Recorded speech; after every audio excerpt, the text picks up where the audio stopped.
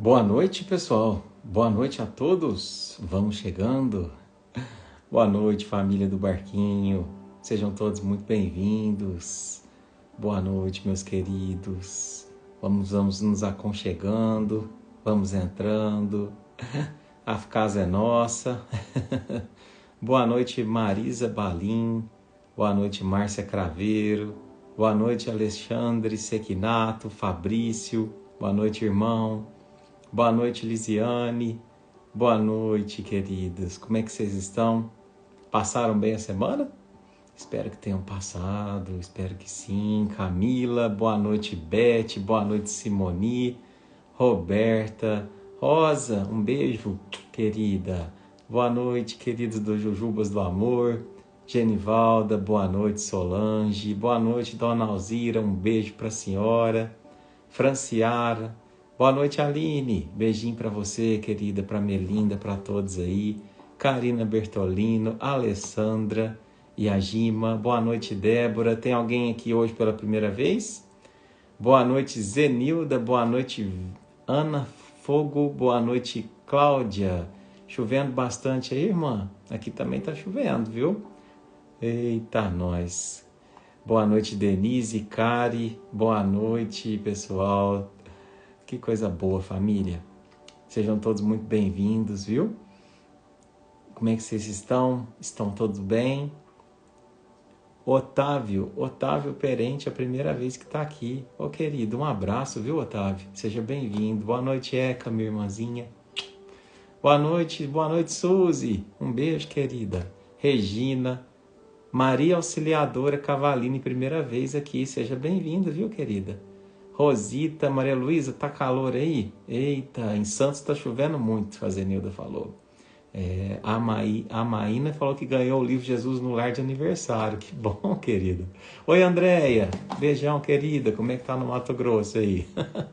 Vera Lúcia. Eita, coisa boa. Família boa, né, gente? A gente tá aqui, sempre conectado. Engraçado, né, para os que estão chegando aqui agora... ou que já chegaram há menos tempo também, né? A gente já tem um carinho muito grande, uma conexão muito grande, né? Então os nominhos vão passando aqui, os cumprimentos são como de velhos amigos, né? Eu acredito muito nisso, que a gente se encontra, né? Às vezes em desdobramento, que a gente se encontra em pensamento, em sentimento, assim como a gente encontra Jesus, né? Coisa boa. Quem tá vindo aqui também, a Gabi Santos, é a primeira vez. Receba o nosso abraço, irmã. Viu? Seja bem-vinda, espero que te faça bem. Um beijo pro Carlos Filho, beijo, Carlos, querido. Boa noite, Beth, Lele, boa noite, querida. Família Menino Barçanufo também que tá em peso. É bom demais, né? Alice, eu tô com saudade do Instituto Espírita do Amor, querida, muita saudade. Hoje eu tava vendo minha camiseta de lá. E agora 2025 ainda vai ficar um pouco difícil terminando a faculdade de psicologia, graças a Deus. Mas a partir de 2026, se Deus quiser, pelo menos uma vez por mês eu vou me comprometer, né, a fazer uma palestra, né, fora de Franca, enfim, para a gente poder estar com vocês pessoalmente, né? Mas é isso aí, meus queridos. Gente, hoje... Na live de hoje eu tive uma ideia, na verdade uma intuição. Então deixa eu falar para vocês antes da gente começar a live, né?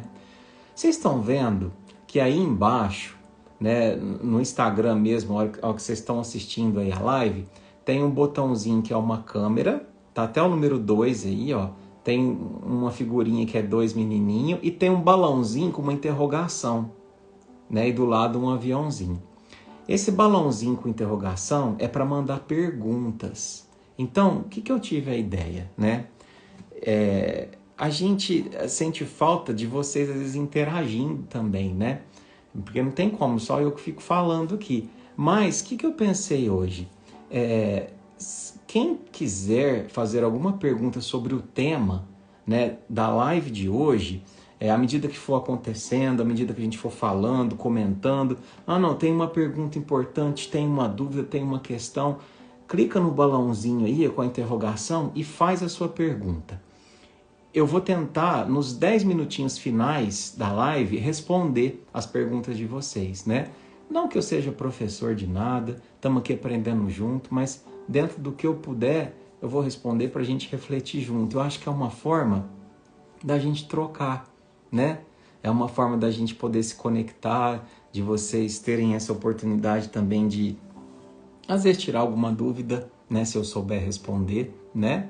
Então é uma ideia que eu tive. Vocês topam? Acha legal? Depois me dá um feedback aí. A Marisa gostou, o pessoal gostou, coisa boa, gente. Então tá bom. Então vamos começar então, que hoje a gente tem que trabalhar aqui num tema que, ó, falar, viu?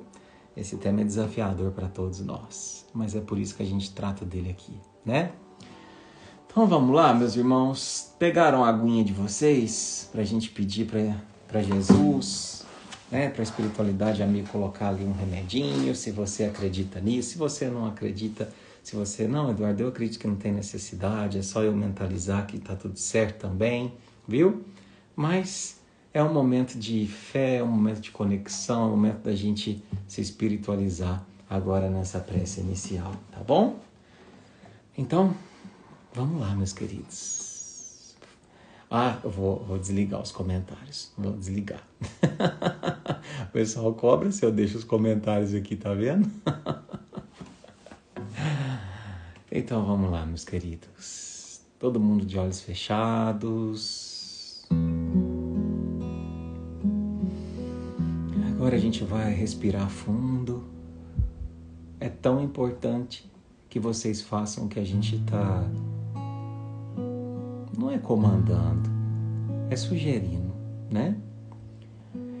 É importante que a gente respire fundo, tome consciência, segura a respiração, solta devagarzinho. É seu corpo, ó, sente sua respiração, é seu corpo, é você. Às vezes durante o dia, você olhou tanto para fora e não teve um momento seu consigo mesmo. E esse momento é seu consigo mesmo. Ou no máximo, seu e de Jesus. Mas voltando para dentro, a gente se volta também para Ele. É dentro de nós que Ele habita. Como se fosse um GPS que cada um vem com Ele de série. Então Jesus, nessa noite, onde os nossos corações se conectam ao seu, cá estamos novamente com uma alegria no coração imensa. Aqueles amigos que estão aqui chegando pela primeira vez, também com a vontade de te encontrar de alguma forma, numa situação tão particular que cada um chega aqui hoje. Uns chegam com alegria no coração, outros chegam com a preocupação, outros com a angústia, com o medo, com a depressão, enfim. Cuida de todos nós, Jesus. Identifica a necessidade que a gente tem. Como irmãos mais novos, tanto temos que aprender. Cuida da gente, abençoa. Desde já, nos conectamos o coração ao seu. Obrigado, mestre amigo. Abençoa a nossa noite e que seja muito, muito produtiva. Que essas vibrações e preces possam chegar a todos aqueles que dela necessitarem neste plano e no outro. Aqueles que ocupam agora a nossa mente, aqueles que ocupam o nosso coração. Uma conexão, uma sintonia entre todos nós se faz.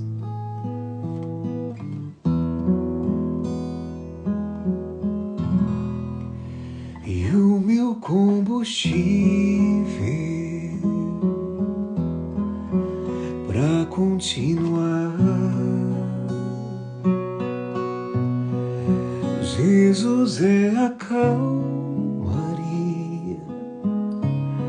no aconchego dos meus dias e o meu alicerce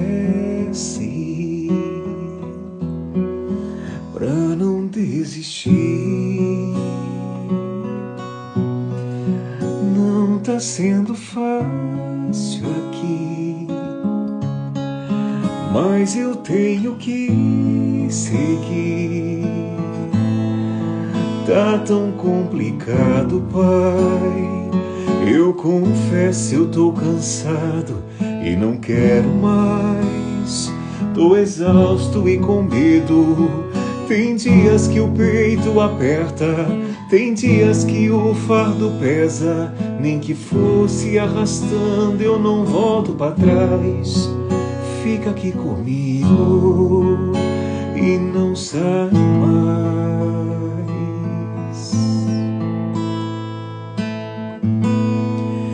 És o meu alívio, tudo que eu preciso, vem aqui comigo pra eu continuar.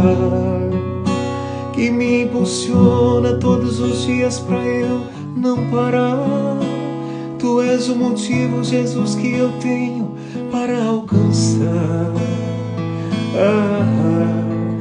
És o meu alívio, a força e o ânimo que eu necessito para prosseguir. Se eu não desisti, o motivo é que sempre esteve aqui. Nos piores momentos, dizendo que nunca desiste de mim. Pra onde eu irei se tudo que eu sigo só encontro em ti? Oh, oh, oh, oh.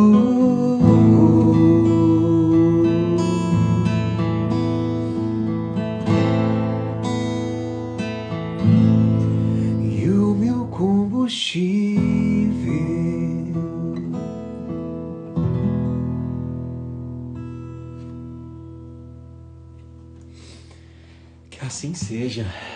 Que assim seja, meus irmãos.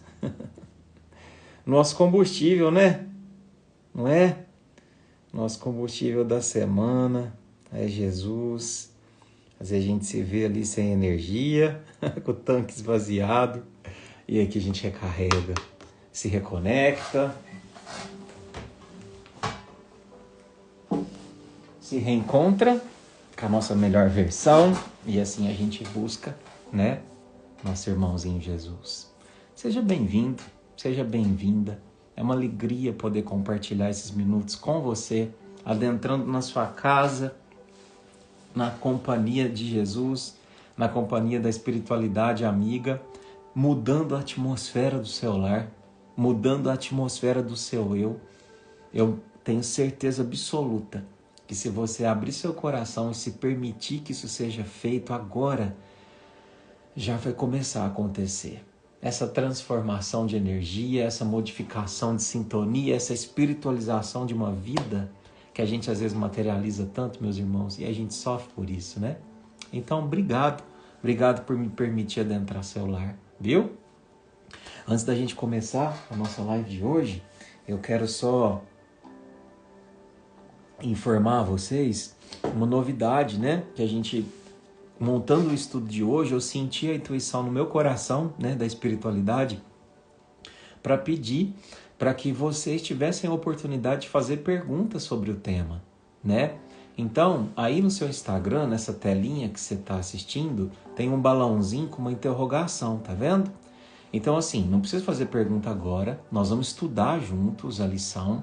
Então, à medida que for surgindo alguma pergunta, você pode fazer. Depois, no final da live, eu vou responder algumas delas, né? Os 10, 15 minutinhos finais aí da live, tá bom? Acho que é uma forma da gente trocar, para que não fique apenas uma parte só eu falando, é como se vocês também tivessem espaço de fala, espaço de voz, tá bom? Nesse nosso estudo de hoje, tá bom? Então, bora lá? Bom, dando continuidade, nós estamos fazendo um estudo do livro Jesus no Lar, né?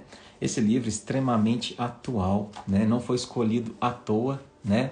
Fiquem tranquilos, eu sei que tem bastante gente chegando aqui hoje pela primeira vez. Não tem problema se você não assistiu os outros 5 capítulos anteriores. Se quiser assistir, pode ir lá no nosso canal do YouTube, tá disponível, né? Mas as lições são individuais. Então, assim, cada uma tem uma lição. E esse livro, como eu sempre digo para vocês, é o culto do Evangelho no Lar de Jesus, né? Junto com os apóstolos ali. A gente tem sempre acesso ali aos bastidores do que acontecia, como eles se preparavam para pregar. É o momento de evangelização ali também dos discípulos com Cristo, tá bom? Prontinho? Todo mundo pronto? Então, bora começar, que o tema de hoje é extremamente atual a todos nós. Bom, lição de hoje, número 6. Vamos para o capítulo número 6. Instrumentos da perfeição. Hoje, pessoal, eu não vou ler inteiro. Eu vou lendo uns trechinhos e nós vamos vivendo essa lição juntos, tá bom? Depois, vocês fiquem à vontade para falar assim: Edu, eu prefiro quando você lê inteiro. Não, Edu, eu prefiro quando você vai lendo os trechinhos e vai explicando. Para mim é mais fácil concentrar, conectar. Não, eu prefiro a lição toda primeiro, depois você volta. Depois vocês deixam os comentários para mim lá no direct, tá bom? Então vamos lá. Os instrumentos da perfeição. Olha só, o título já chama a atenção. Ele vai falar sobre instrumentos, as ferramentas da perfeição. O que será que são essas ferramentas? O que são esses instrumentos que nos ajudam a tornar perfeitos? Vamos ver. A lição começa assim.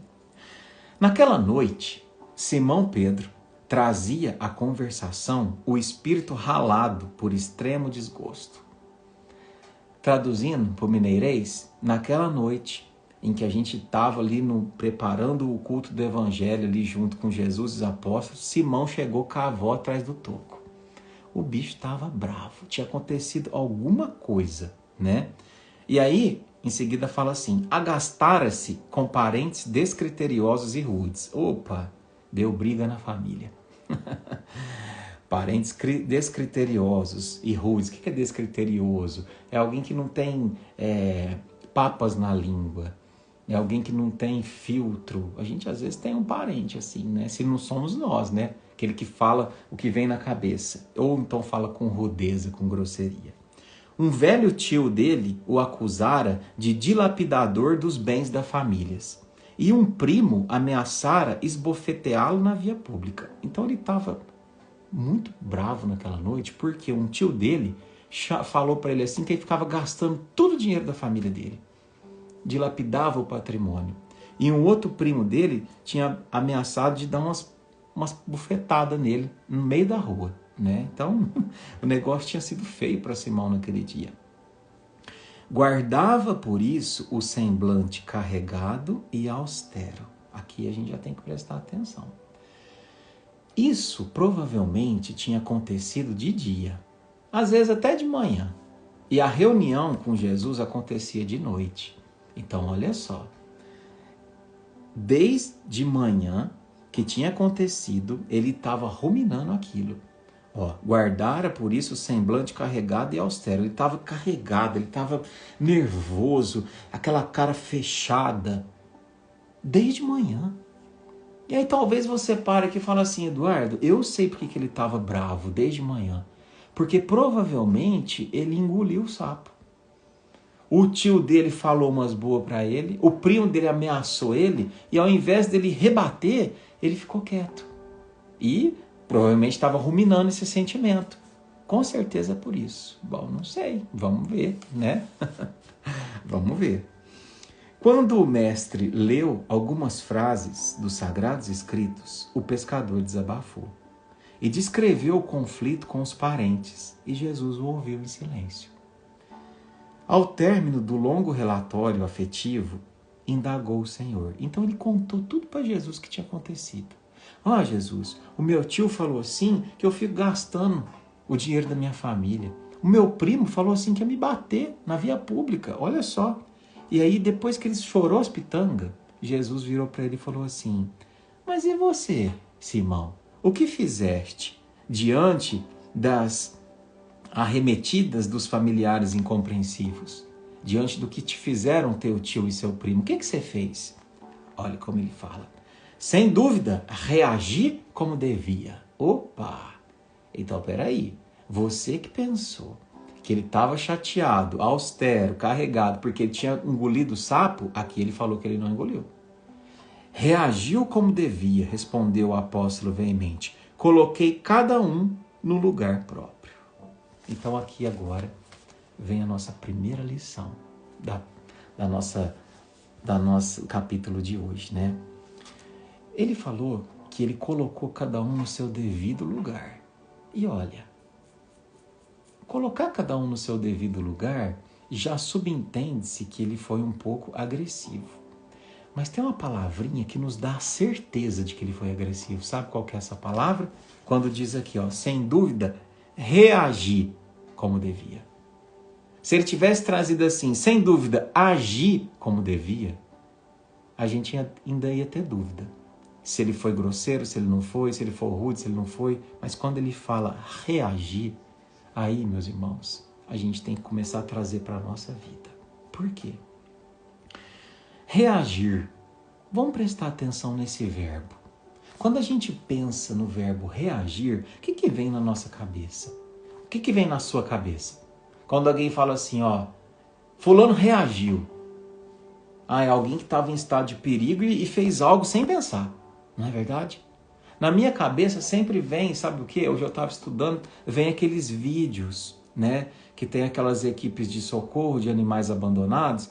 Então, às vezes, você pega lá um cachorrinho, tadinho, tá tudo maltratado, né? Sujo, às vezes judiado. E aí a equipe de resgate vai tentar pegar ele e ele fica no cantinho lá, ou ele chora muito, ou ele agride, ele vai para cima, ele morde, né? Ele pega na focinheira, ele morde aquele prendedor do pescoço. Um animal reage. Nós também reagimos, nós seres humanos. Inclusive, às vezes é necessário a gente reagir. Às vezes salva a nossa vida reagir, né? Não a um assalto, pelo amor de Deus, né? Mas às vezes reagir assim, fazer algo sem pensar muito, rápido, né? Mas reagir é diferente de se tornar reativo. Opa! Aqui é a primeira lição de hoje, meus irmãos. Primeira lição de hoje. Então agora é uma lição de humildade. Que a gente vai olhar cada um para dentro de nós. Você reage de vez em quando, assim, escapa alguma coisa? Ou você é um ser reativo? Tudo que te falam, no mesmo minuto já tem a resposta pronta. Do jeito que vem, vai. Do jeito que bateu, levou. Então, reativo. Olha o que ele diz. Coloque cada um no seu devido lugar. Jesus, eu fui lá e coloquei cada um no seu devido lugar. Bateu, levou, Jesus. Mas a pergunta é, eu coloco cada um em seu devido lugar. Que lugar é esse? Que devido lugar é esse? Longe de nós? Porque a postura de Pedro provavelmente deve ter afugentado, colocado para longe, porque às vezes tem um parente inconveniente, a gente vai lá e fala algo e afugenta. Eu coloquei no lugar dele, o lugar dele é longe de mim. Mas eu te pergunto, se eu coloquei ele no lugar longe de mim, e se ele nasceu dentro da minha família, subentende-se que Deus o colocou perto. Então, se Deus pôs perto, por que eu estou mandando para longe? Quem errou nessa circunstância? Quem está errado? Eu que estou expulsando de perto de mim, através da violência, da agressão? Ou Deus que fez aquele empiastro daquele parente nascer perto de mim? Essa é uma reflexão da lição de hoje. Então, quando Pedro traz que reagiu como devia, subentende-se que ele foi ríspido, que ele foi colérico na sua forma de agir e resolver o conflito. E aqui a gente vai dar uma pausinha para a gente pensar nisso. Cólera, né? O que é a cólera? A cólera é a raiva, é a fúria. É aquilo que a gente tem, meus irmãos, no momento em que o nosso orgulho é ferido. O nosso orgulho é ferido. Por trás da raiva, quase sempre tem um orgulho ferido, né? Então, o que é o orgulho ferido? É quando o outro diz algo que fere o que eu acredito sobre mim. Então, no caso do Pedro, por exemplo, por que ele ficou pé da vida com o tio dele? Porque o tio dele falou assim que ele estava gastando dinheiro da família. E era mentira isso. Quem ele pensa que é para falar isso de mim? Feriu o orgulho. Por quê? Porque eu sou muito honesto. Eu? Imagina? Nem parece que foi o que negou Jesus 3 vezes, né? Eu, imagina, sou o cúmulo da honestidade, da hombridade, do caráter. Você colocando a minha reputação desse jeito? Orgulho ferido. Feriu algo que eu acreditava saber sobre mim. E olha como a gente é frágil. Olha como a gente permite que o outro, muitas vezes, me desequilibre tanto, simplesmente por uma crítica, que às vezes é inverdade e às vezes é até verdade. Mas se é verdade, se eu sei que de fato às vezes eu sou orgulhoso, sou mentiroso, sou vaidoso, por que eu me ofendo? Por quê? Vocês lembram que uma live bem para trás eu falei uma coisa muitíssimo importante? Por que o autoconhecimento é tão importante? Porque você abre as suas gavetas antes do outro abrir por você. Presta atenção no que eu acabei de falar. Abrir as suas gavetas antes do outro abrir por você significa eu tenho mais domínio das minhas reações.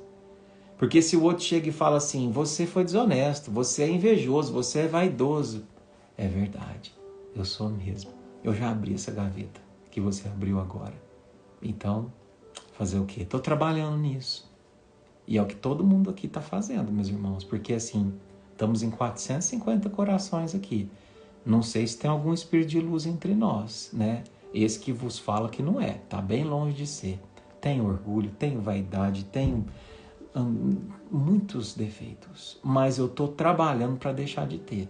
A jornada é longa? É, mas nós estamos em movimento, não é verdade? Você não está aqui assistindo à toa, né?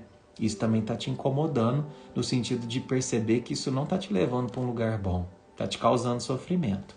Então é essa proatividade que a gente está buscando junto aqui. Mas, refletindo sobre a cólera, olha o que o Evangelho fala, ó.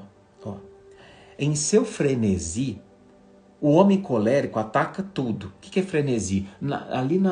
No surto, o homem colérico, a pessoa raivosa, ataca tudo. A natureza bruta, os objetos inanimados, que quebra porque não lhe obedecem. E não é verdade?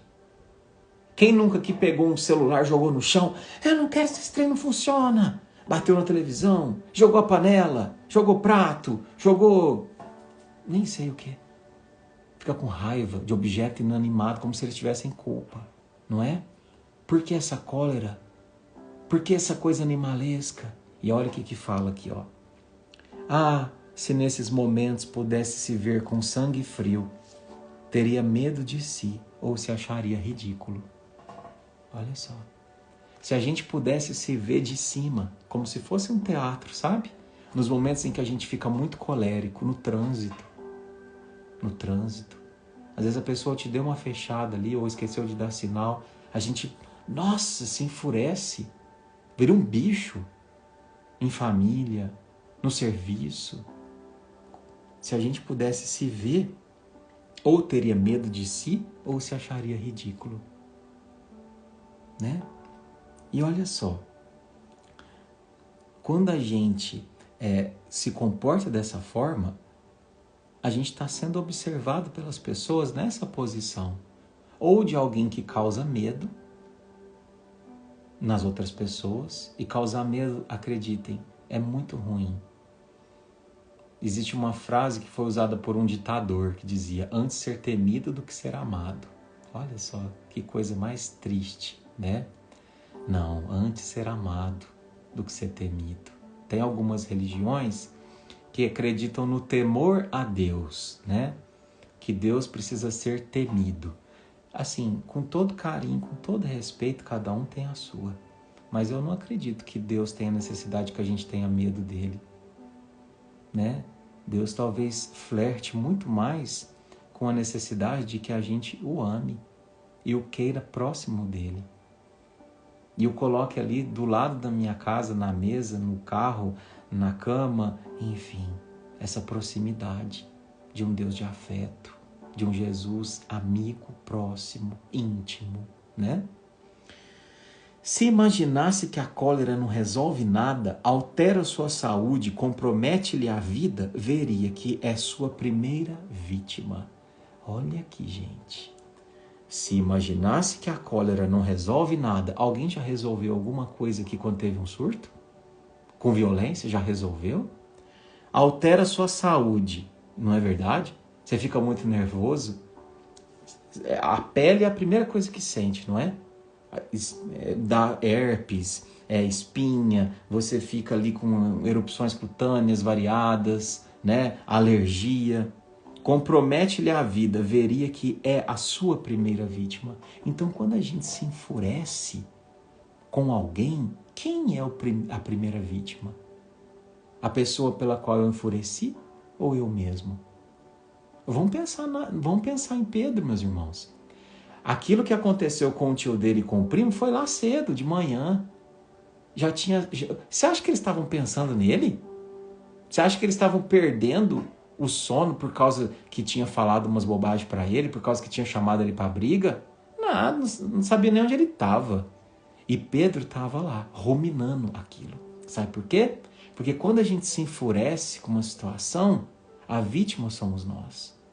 Você perde a cabeça no trânsito, o cara que está na sua frente nem percebeu que te fechou. E você está lá assim, solta aqueles nomão e chega, nossa, você desequilibra. A pessoa nem sabe o que está acontecendo. A vítima foi você. Vítima de si mesmo, do seu descontrole.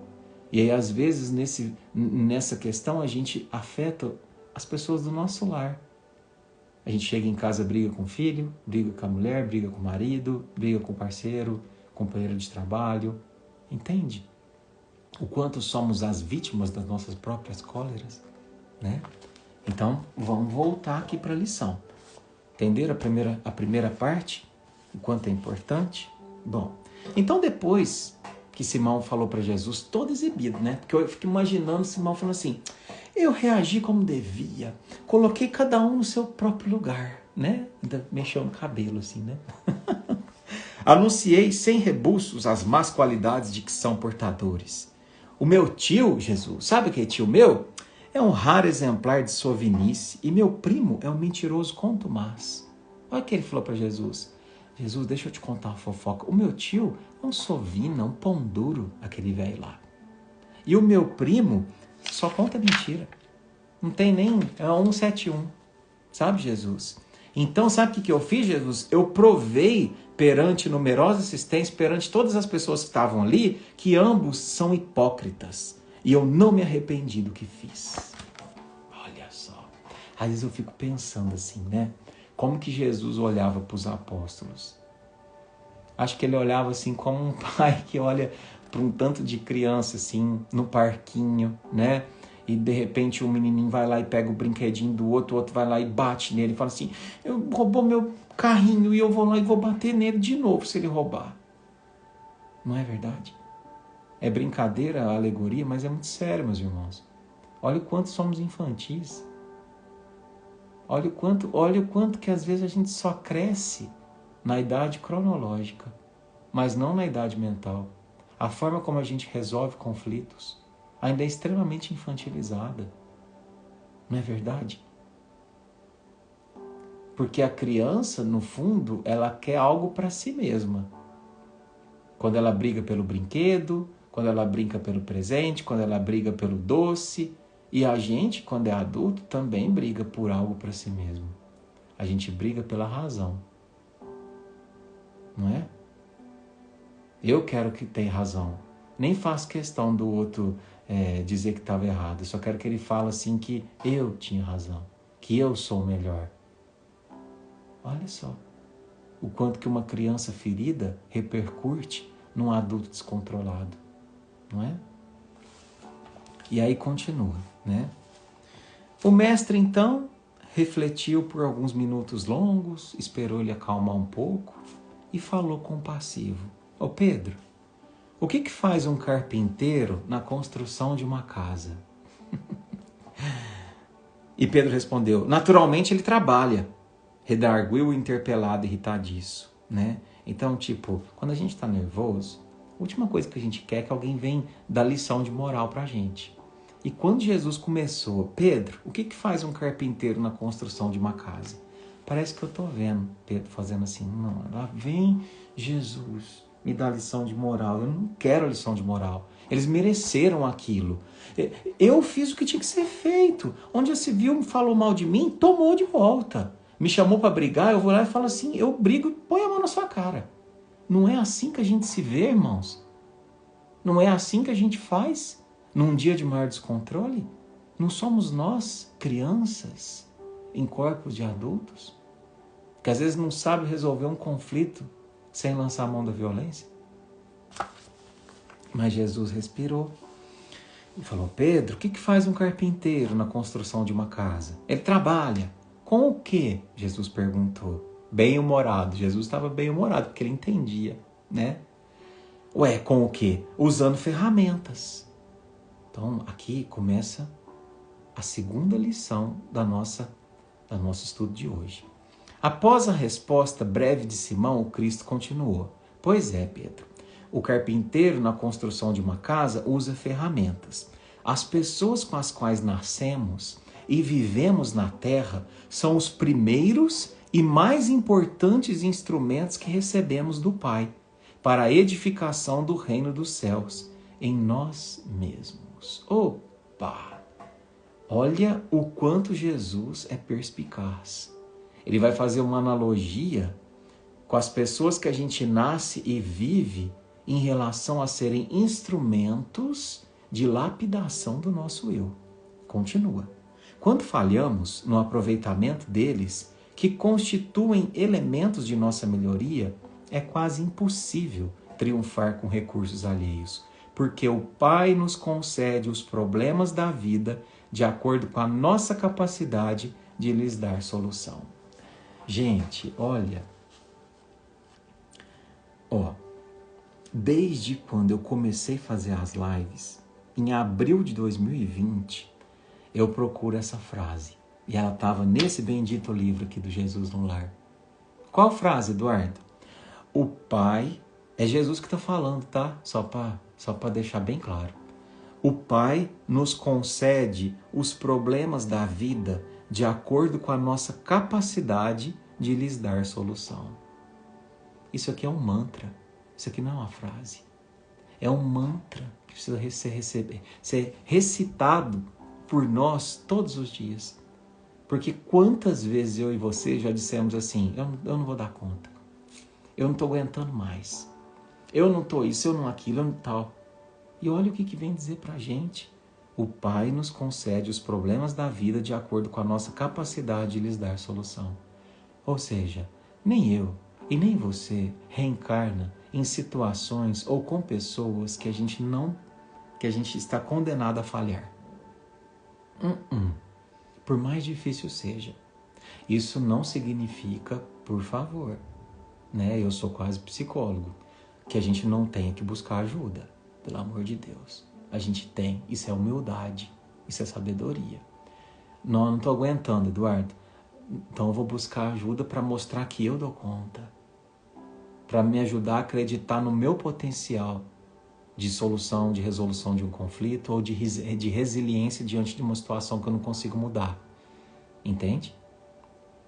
A ave é obrigada a fazer o ninho, mas não se lhe reclama outro serviço. Olha o que Jesus está falando. A ovelha dará ao pastor, no entanto, ninguém lhe exige o agasalho pronto. Olha o que ele está falando. Ele está falando assim, a ave, ela nasce para fazer o ninho, mas ninguém pede para ela que ela faça outra coisa. Ninguém chega para uma andorinha e fala assim, ô andorinha, você não vai fazer um favo de mel para mim, não? Por quê? Porque o serviço dela é fazer ninho. Ninho. O mel é da abelha. E você não vai chegar para a abelha e falar assim, ô abelha, faz uma casinha de João de Barro para mim. Não.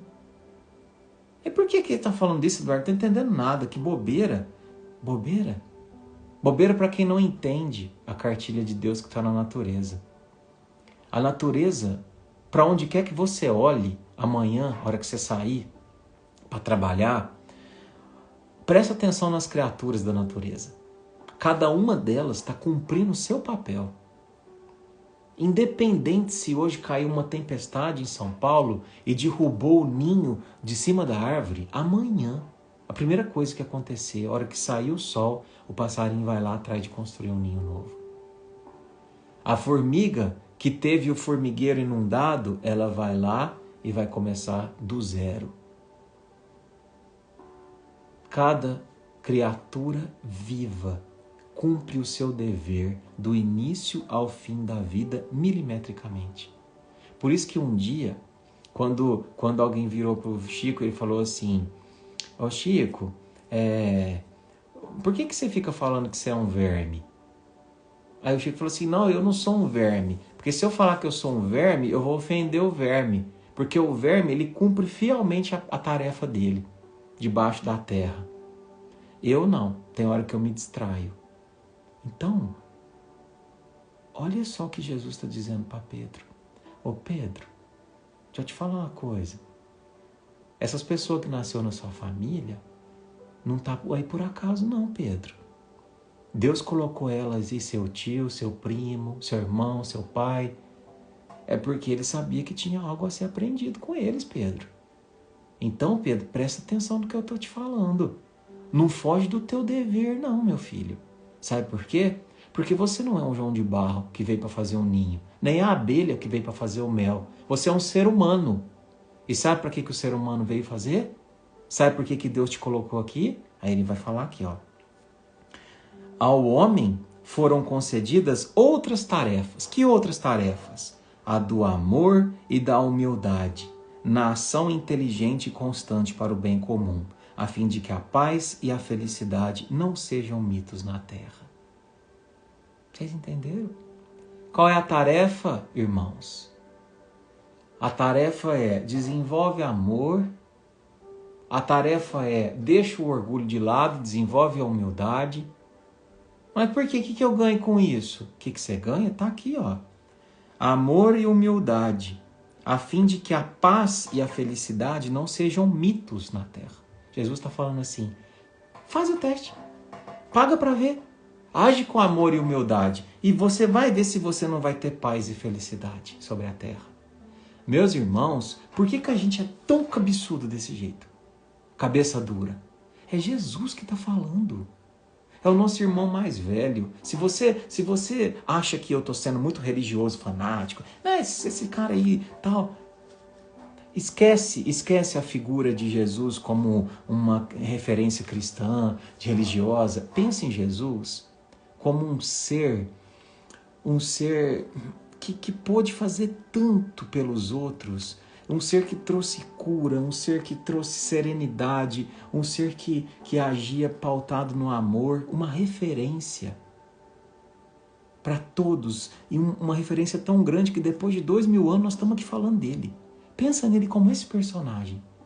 Então ele está dizendo para mim, e está dizendo para você, que em todas as situações que a gente enfrentar na nossa vida, na nossa família, se a gente agir com amor e a gente agir com humildade, a paz e a felicidade nos esperam. Como se fosse uma equação matemática. Amor mais humildade é igual paz e felicidade. Oh, meus irmãos, eu sei que não é do dia para a noite, mas assim, por favor, vamos ter esse esforço. Não é? Pensa comigo. Se você, nesse exato minuto, largasse essa live, ou a hora que terminasse ela, você enviasse uma mensagem para um familiar, para um amigo que você tem uma desavença, uma mensagem de carinho, de afeto, deixando de lado o orgulho e falar assim, olha, a gente desentendeu, a gente brigou, mas ó, tô aqui te mandando essa mensagem. Não quero saber se eu tinha razão ou não, mas eu quero te pedir desculpa. Eu quero dizer para você que algo dentro de você foi bom para mim. Não foi só defeitos. A gente teve momentos bons. Não precisa de conviver comigo, mas eu quero aqui deixar o meu carinho, o meu abraço. Porque a gente não faz isso. Eu sei, a gente tem essa dificuldade de fazer. Mas se a gente se atrevesse a fazer, vocês veriam o quanto o nosso coração teria paz. o quanto o nosso coração dormiria feliz, o nosso pensamento. Porque às vezes um grande desafeto que nos visita ao longo do dia, por algo que a gente viveu juntos e não ficou bem resolvido, tira a nossa paz. Volta e meia visita a consciência e fala assim, nossa, eu não queria que tivesse terminado daquele jeito. Nossa, eu não queria que a gente tivesse, sei lá, a gente estava tão bem antes de tudo acontecer, né? E se de repente eu não tivesse falado isso, ou não tivesse acontecido aquilo, ou tivesse relevado, ou... Entende? Será que a gente seria mais ou menos feliz? É uma reflexão e uma provocação. Quem sabe você hoje está num dia inspirado e consegue mandar uma mensagem, né? Mas vamos continuar. Os parentes próximos, na maioria das vezes, são o martelo e o serrote, que podemos utilizar em benefício da construção do templo vivo e sublime, por intermédio do qual o céu se manifestará em nossa alma. Olha que lindo. E é por isso que a lição de hoje se chama os instrumentos da perfeição. Porque o parente difícil, ele é um instrumento de lapidação. Por que martelo? Por que serrote? Porque eles ajudam a construir um novo eu. São ferramentas de reforma, diferente daquele eu que só pensa em si mesmo. Você já parou para pensar, se você for curioso assim como eu, qual que é a função da família? Por que Deus não fez cada um para si? Por que Deus foi inventar dentro de nós um desejo sexual que fazia com que eu sentisse atração pelo outro e aí eu tivesse um filho e a partir daquilo a gente formasse uma família? Por quê? Por quê? Já pararam para pensar? Por que o homem da caverna não ficou sozinho? Por que ele teve que chamar alguém para ir para dentro da caverna, aí ter que dividir fogo, caça, compartilhar abrigo? Sabe por quê? E hoje vai fazer todo sentido. Porque na questão 913 do Livro dos Espíritos diz: o egoísmo é o vício mais radical e dele deriva todo o mal. Ou seja, sabe por que Deus criou a família? Para combater o egoísmo. Porque, olha aqui, todos os vícios, estudai todos os vícios e vereis que no fundo de todos existe egoísmo. Meus irmãos, eu faço um desafio para você. Pensa nos desafetos que você traz na sua vida, independente do contexto, e examina o fundo dele, o fundo, não vai parar na pergunta rasa não. Por que eu não gosto da minha sogra? Porque minha sogra sei lá, fica ligando pra minha esposa o dia inteiro. Mas qual que é o problema disso? Porque ela fica ocupando o tempo da minha esposa, fica enchendo o saco. Não, mas por que tá te incomodando isso? É porque o tempo que a minha esposa fica dando atenção pra ela, ela podia estar dando atenção pra mim. Então é sobre você, né? Percebe? Egoísmo. É sobre eu. Você não pensa que de repente a sua esposa, por ter uma conexão com a mãe, se sente mais feliz e pode ser uma melhor esposa para você? Entende? A raiz de todo o mal, quase todo, eu até hoje não consegui encontrar algum. Se vocês encontrarem, me falem. Existe um fundo de egoísmo. Um fundo de egoísmo. As guerras, olha só. Por que tá essa briga de Estados Unidos? Eu vou tributar para lá, vou tributar para lá, e a China, eu não sei o que tem. Sabe o que é isso? Egoísmo. Eu que tenho que ser o mais poderoso do mundo. Por quê? Da onde que vem esse sentimento de necessidade de se provar poder? Se você for pegar o histórico de vida desses líderes, ou são crianças que lá na infância foram humilhadas, ou foram super exaltadas. Entende? E não foi curado isso. E aí, de repente, coloca na presidência de um país, isso toma dimensões globais. Ainda bem que, muito além de um presidente de um país, a gente tem Jesus como governador do nosso planeta, né? Então, fiquem tranquilos quanto a isso. Mas só para vocês verem o estrago que faz, né? Quando a gente não cuida, né, desse nosso mal. Então, Deus criou a família onde a proximidade física e os laços de afeto trabalham na destruição do vício do egoísmo. Entende? E aqui, continuando. Em todas as ocasiões, o ignorante representa para nós um campo de benemerência espiritual. O mal é o desafio que nos põe a bondade à prova. Não é verdade? Como é que a gente vai se tornar bonzinho?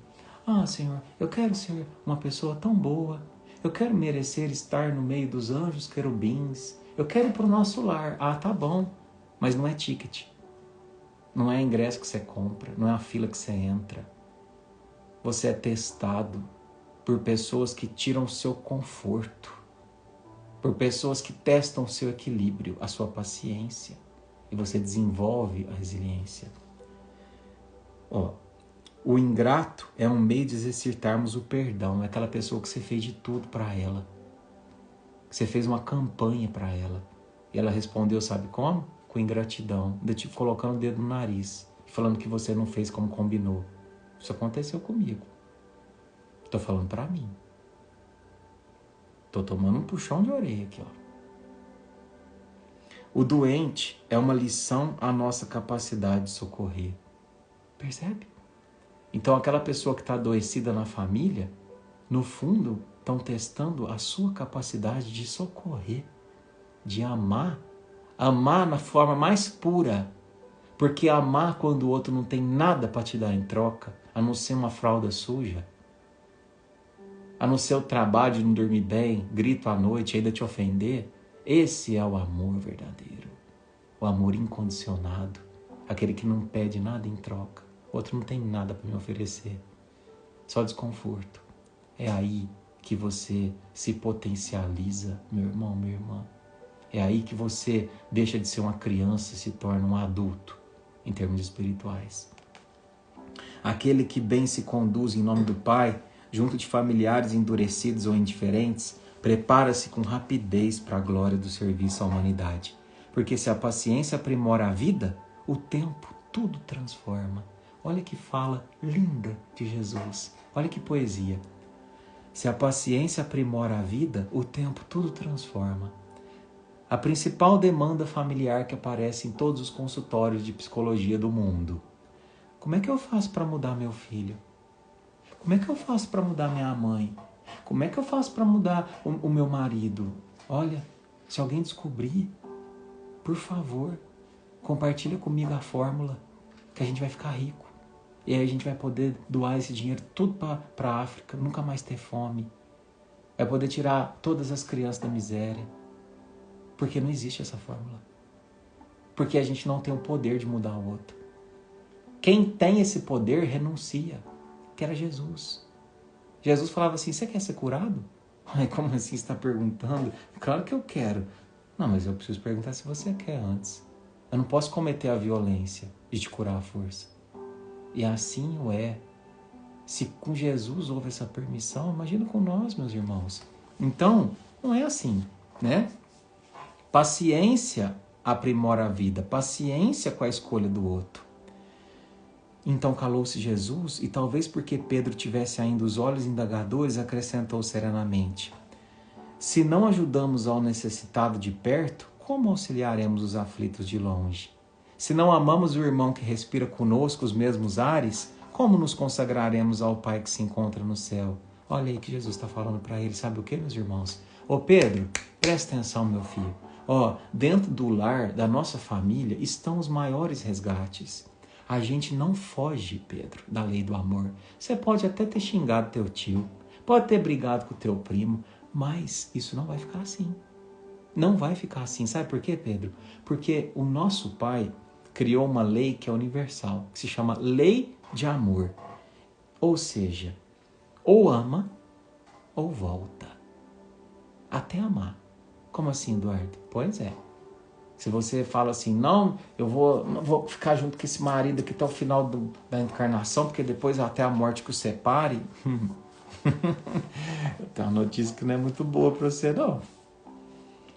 Se você tá junto por ódio, fala assim, não, pelo menos na hora que eu morrer eu me vejo livre. Meu amigo, minha amiga. Aí que você se engana. Porque a morte não separa ninguém. O que separa a gente é o amor. O amor separa, Eduardo? Separa. Porque o amor permite que se vá. Faz uma experiência. Faz uma experiência. As pessoas que a gente ama, quando a gente pensa nela, o coração não solta. Ah, gostoso. Pensar na minha vozinha que já faleceu. O coração solta. Deseja que ela esteja tão bem. Agora pensa numa pessoa que você odeia. O dia inteiro você está pensando nela. Aprisionado. Quanto mais ódio, mais cola no seu coração sobre ela existe. E sabe como é que vai resolver isso? O dia que escolherem se amar. E eu não estou dizendo para você que, por exemplo, assim, Eduardo, você está falando isso, mas você não foi abusada. Você não foi abusado por um pai. Você não foi violentado, você não espancado. Olha, meu irmão, minha irmã, não estou sendo frio a tua questão, não. Eu estou te dizendo que amar tem muitas faces. E amar também é um exercício de perdoar. Não perdoar porque o outro merece ser bonzinho, impune. Não. Perdoar por você. Você merece voar. Você merece se desvencilhar desse pensamento. Você merece lembrar sem se ferir. Entende? Então é muito mais profundo do que aliviar o outro de uma punição. Quem somos nós para punir? A lei é de amor, mas é também de causa e efeito. Então não precisa de você ficar preocupado em punir ninguém. Mas é porque entrou na justiça, foi lá e ainda, depois de tudo que fez de mal para mim, ainda foi lá, pagou um advogado bom e ainda inocentou. Meu irmão, não preocupa com isso não. Um advogado é um advogado para uma vida. Agora, o mal que a gente faz, esse aí, acompanha por diversas encarnações. Não precisa desejar o mal para ninguém, de forma alguma, né? Mas também precisa respirar tranquilo, no sentido de que a lei de justiça não falha. E todo mundo vai aprender a amar, por bem ou por bem. Né? Não é por bem ou por mal, é por bem ou por bem. Porque até o mal é um bem. Né? E eu acho que é isso, meus queridos, né? Bom, então hoje, como eu disse, eu vou abrir as perguntinhas aqui para ver o que vocês querem falar, né? O que vocês querem perguntar. Eu vou abrir aqui, ativar os comentários e vou olhar aqui, ó. Bom, olha quanta pergunta vocês mandaram, gente. Meu Deus. Eu não vou identificar o nome, tá? Uma pessoa falou assim: Eduardo, eu não consigo reagir, eu fico quieta. Como agir nessa situação? Então, vocês sabem que às vezes a gente também ficar quieto diante de uma ofensa ou diante de uma situação que nos coloca ali contra a parede de uma forma muito violenta, não é bom também. Não é bom também, sabe por quê, meus irmãos? Porque existe uma fronteira, prestem bastante atenção, entre passividade e agressividade. A passividade não é boa. O que é passividade? É aquele cachorrinho que o outro fala assim: você não vale nada, você não presta. Olha só que porcaria de mãe que você é. Olha só, você não sabe nem educar seu filho. Você é incapaz. Aí você fica, dobra até a orelhinha assim. Não, isso não é bom. Mas você responder de volta, quem não vale nada é você. Você está pensando que você é quem para falar assim comigo? Entrar nessa vibração, aí nós passamos da passividade para a agressividade. O caminho do meio é o necessário. E esse caminho do meio se chama assertividade. Assertividade é comunicar aquilo que precisa ser comunicado sem violência. Não é reagir, é agir. Porque a falta do agir também é ruim. Mas o reagir também é ruim. O agir, olha, vou te falar uma coisa. Você está me dizendo que eu não presto, que eu sou isso, que eu sou aquilo. Você sabe que você está muito enganado. Por causa disso, disso e disso. Agora, se você quer ou não continuar dizendo sobre isso, quero te falar uma coisa. O tempo é o nosso advogado em toda parte. e ele vai mostrar quem é quem. Entende? Então, essa postura de se capacitar para poder comunicar algo que você não gostou é algo que precisa ser trabalhado em terapia. Viu, gente? Em terapia. Em terapia você potencializa a sua capacidade de se defender. Porque atacar é ruim, mas se defender não é errado. Não é errado a gente comunicar a nossa necessidade. Comunicar quando a gente está sofrendo uma violência, viu? É igual a gente traz aqui esses assuntos, né? De um parente difícil. Qual que é o parente difícil? Meu marido me bate todo dia. Mas você falou aí, né, Eduardo, que a gente tem que perdoar, porque ele tá me lapidando. Lapidando o quê? Tá te batendo. Sai dessa relação, pelo amor de Deus. Não, mas não tem que ficar? Não. A violência física, a violência psicológica, emocional, é algo que a gente tem que pensar acima de tudo. A gente tem que ter condições espirituais dignas de existir. E quando você sofre uma violência física, você sofre o pior de todos os constrangimentos, né? Ninguém nasceu aqui para ser violentado, em nenhum aspecto, certo? Acho que dá tempo de fazer mais uma resposta. Deixa eu ver aqui. Tem mais um monte. Mas vamos lá. Eu vou abrir aqui, tá? Quando a pessoa é doente e sempre faz discórdias na família, não é melhor afastar? É assim. É uma coisa que a gente tem que ter cuidado, sabe? Porque afastar sempre vai ser a decisão mais cômoda.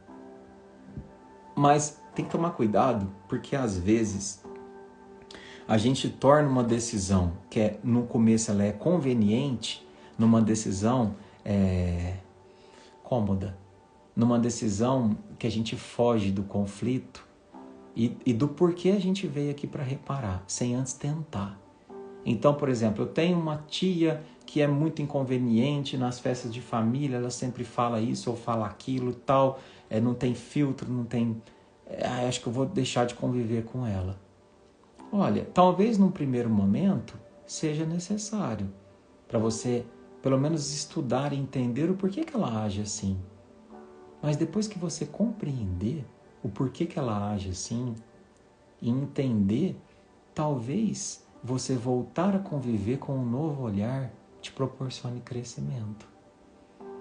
Porque se a gente fugir dos nossos desafetos, meus irmãos, para o resto da nossa vida, como que a gente evolui? Aí vai ser aquela pessoa que escreve assim, eu odeio os humanos, só vivo com animais. Só confio nos animais. O que está por detrás dessa fala? Com todo carinho, com todo respeito, eu também amo o animal. Mas o animal não mexe no meu orgulho. O animal não mexe no meu egoísmo. O animal não mexe na minha vaidade. Então, o que significa isso? Significa que eu não tenho resiliência. Que eu não estou me desenvolvendo para tolerar os desafetos da vida. E até, se a gente for ver na psicologia, quando a gente estuda, por exemplo, na psicologia analítica, o ego da gente, né? Vou trazer só uma parte um pouquinho mais técnica, mas só para vocês entenderem.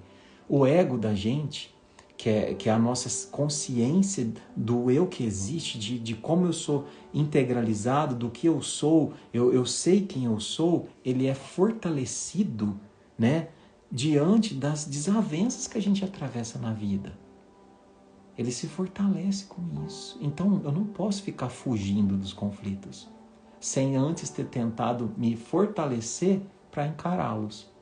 Mas se de repente eu tenho uma coisa que é muito violenta, eu tenho uma mãe que é narcisista, diagnosticado, tal, me faz um mal, talvez no primeiro momento ali seja necessário um afastamento, sim. De 1 ano, de 2 anos, de 3 anos, talvez sim. Isso, quem vai descobrir esse limite é você e seu terapeuta, certo? Vamos responder mais uma? A gente combina de responder sempre 3. Nossa, tem umas 50 aqui, meu Deus do céu.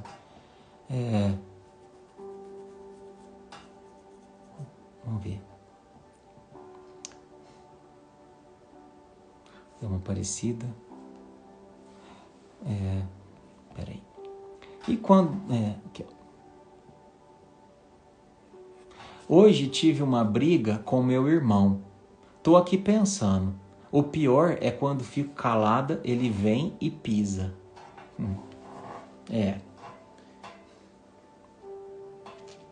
Mas como diria o Chico, né? Quando uma pessoa perguntou assim pra ele, né? Ô Chico, você fica triste quando alguém te ofende? Eu fico. Mas eu ficaria mais triste se eu fosse o ofensor. Então, se é um comportamento que se repete do seu irmão, se é um comportamento padronizado dele, talvez, como você não vai conseguir mudar ele, você muda seu olhar sobre ele. E para de ver ele na posição de irmão. Sabe por que a gente sofre tanto, meus irmãos? Principalmente quando a gente vê um pai, ou uma mãe, ou um irmão, ou um parceiro, né?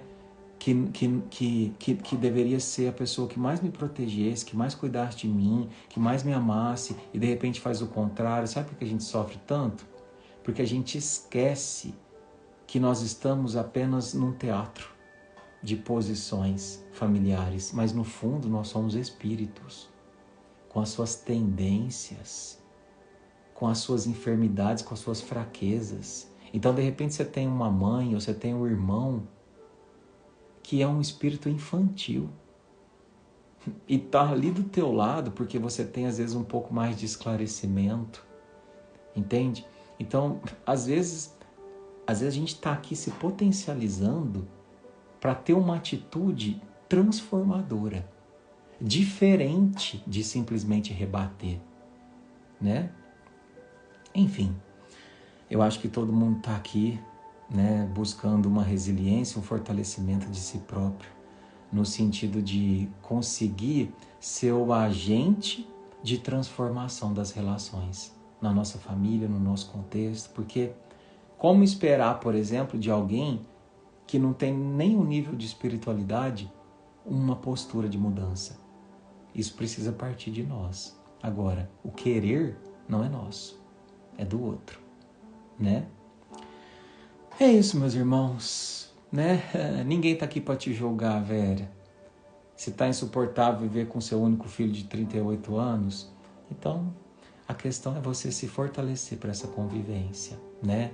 Busque a sua terapia, desconstrua a necessidade cega que muitas mães têm de falar assim, não, mas é meu filho, né? Eu tenho que proteger a todo o minuto, a todo o instante, independente do que ele falar, do que ele fizer eu passar, eu tenho que pôr debaixo da minha asa e tenho que proteger e amar incondicionalmente. Olha, cuidado com esse pensamento.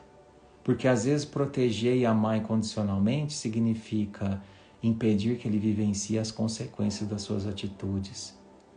Impedir que ele vivencie a lei de causa e efeito, porque eu protejo contra todas as frustrações, contra todas as más colheitas que ele próprio plantou. Enfim, aí chega de papo por hoje. Meus irmãos, muito obrigado, viu? Pela nossa conversa, pela nossa troca. Espero que vocês tenham gostado desse formato. Depois manda para mim lá no direct, tá? Edu, gostei do formato, tá? Da gente ir lendo e comentando. Edu, não gostei. Devia ter lido inteira a lição primeiro. Edu, gostei da questão de abrir para perguntas, sentir que a gente sente parte, se prende mais. Enfim, é isso, meus queridos, tá? Vamos fazer a nossa prece para a gente poder dormir bem, acalmar, serenar e ter bastante sabedoria aí para lidar com os familiares, né? Se não somos nós também esses familiares, né, gente? Que nós também somos martelinho de uns, né? E serrote de outros. Então vamos lá, meus queridos. Então eu vou pedir pra gente fechar os olhos, tá? Eu vou pedir pra gente esquecer a tela agora, pra gente não digitar agora. É um momento seu, tá? Momento seu de Jesus. Então, esteja aqui comigo em pensamento. Mestre amado, nessa noite de hoje, onde a gente ampliou a nossa visão sobre os parentes difíceis, Senhor, sobre aquelas pessoas que testam a nossa paciência, a nossa resiliência, aquelas pessoas que é tão difícil de amar, Jesus. Mas hoje a gente entendeu juntos que são professores do meu progresso e que se o Senhor permitiu a convivência delas comigo, com certeza é de algum proveito para o meu espírito. Que eu tenha a sabedoria e a humildade de entender, se porventura ficar muito difícil, que eu sempre te procure. E se precisar, que eu tenha a humildade de procurar amigos para isso, independente se sejam médicos, professores, confidentes, psicólogos, padres, enfim. Que eu possa pedir ajuda quando os ombros pesarem por demais.